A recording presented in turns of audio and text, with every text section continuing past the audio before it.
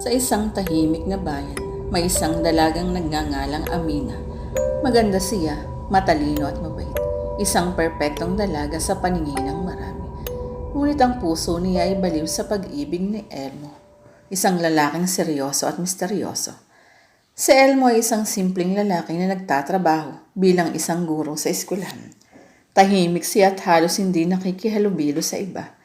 Ngunit para kay Amina, siya ang lalaking nais niyang makasama habang buhay. Sa loob ng 3 taon, patuloy na ipinakikita ni Amina ang kanyang damdamin kay Elmo. Binibigyan siya ng mga sulat, laging nandyan tuwing kailangan niya ng tulong, at minsan pa ay nagluluto para sa kanya. Ngunit hindi niya pinapansin ng binata, hindi dahil sa wala siyang nararamdaman, kundi tila may bumabagabag sa kanya. Amina, tigilan mo na ako, hindi mo ako maiintindihan. Paulit-ulit na sabi ni Elmo. Ngunit lalo lang nahuhulog ang loob ni Amina. At isang gabi, nang hindi na niya matiis ang sakit, hinarap niya si Elmo. Ano bang problema mo? Mahal kita. Bakit hindi mo kayang suklian ang pagmamahal ko? Tahimik lang si Elmo, ngunit sa kanyang mga mata may lungkot na hindi may paliwanag. Isang araw, isang matandang babae ang lumapit kay Amina. Siya si Aling Marta, ang kapitbahay ni Elmo. Iha, may dapat kang malaman tungkol kay Elmo. Mahina niyang sabi. Napakunot ang noo ni Amina. Ano po iyon? Isinalaysay ni Aling Marta ang isang nakakatakot na kwento. 2 taon na ang nakalilipas. May isang babaeng baliw na nagngangalang Lara na baliw rin kay Elmo. Mahal na mahal siya nito, ngunit hindi niya ito matutunang mahalin. Hanggang isang araw, natagpo ang patay si Lara sa mismong bahay ni Elmo. Walang pruweba kung sino ang pumatay. Ngunit mula noon naging tahimik na at mailap si Elmo. Sabi ng iba, minulto siya ng dating kasintahan. Nanginig si Amina, hindi, imposible. Ngunit may bahagi sa kanya na nagtatanong, kung hindi si Elmo ang pumatay, sino? Nagpasya siyang harapin si Elmo ng gabing iyon. Pinuntahan niya ito sa kanyang bahay. Ngunit pagpasok niya, isang malamig na simoy ng hangin ang bumalot sa kanya. Amina, umalis ka na. Pero huli na, napansin niya ang isang lumang larawan sa mesa. Isang babaeng nakangiti, may maamong mukha, si Lara. At sa gilid ng larawan, isang sulat.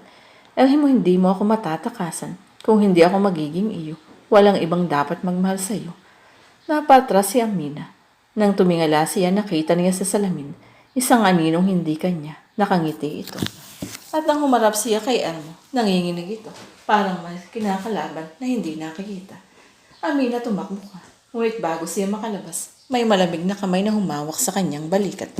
At doon napagtanto ni Amina, si Lara ay hindi pa rin umaalis. At ang kanyang baliw na puso, patuloy pa rin umiibig kay Elmo, kahit sa kabilang buhay. Sa harap ni Amina, nanginginig si Elmo. Habang nakatitig sa isang aninong nakikita lamang niya sa salamin, si Lara, hindi kita iiwan, Elmo, bulong ng isang malamig na tingin. Tumindig ang balahibo ni Amina. Nakita niya ang kanyang refleksyon sa salamin, ngunit sa likod niya, may isang babae na nakangiti. Maputla ang balat. May dugoong mata at isang titig na puno ng galit. Amina, umalis ka na rito, sigaw ni Elmo. Ngunit huli na, biglang bumagsak ang pinto at isang malakas na hangin ang humampas sa kanila. Ngunit imbis na matakot, pinanalitili ni Amina ang kanyang tapang. Hindi kita kinatatakutan, Lara, sigaw niya. Tahimik ang paligid, ngunit naramdaman nilang lumalakas ang presensya ni Lara. Akala mo ba mapapalitan mo ko? Bulong ng espiritu. Napapikit si Amina.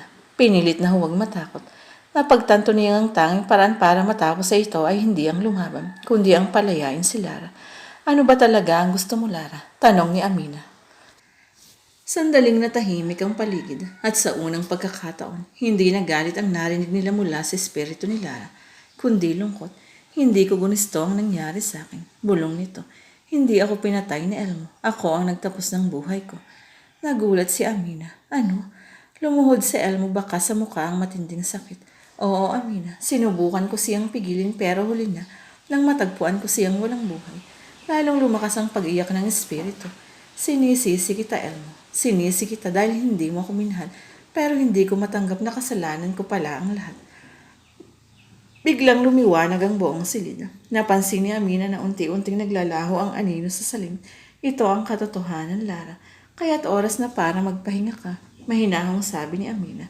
Nagiba ang mukha ni Lara. Sa unang pagkakataon hindi na ito galit, kundi puno ng kapayapaan. Salamat. Huling bulong niya bago tuluyang maglaho ang kanyang presensya. Nang magising si Amina, nasa tabi niya si Elmo. Hawak ang kanyang kamay. Tahimik silang dalawa, ngunit sa kanilang mga mata, may bagong pag-asa. Wala na siya, mahinang sabi ni Elmo. Ngumiti si Amina. Oo, malaya na siya. Nagtagpo ang kanilang mga mata. Sa unang pagkakataon, walang takot o multo sa pagitan nila. At doon nagsimula ang kanilang bagong kabanata. Hindi bilang dalawang pusong baliw sa nakaraan, kundi bilang dalawang pusong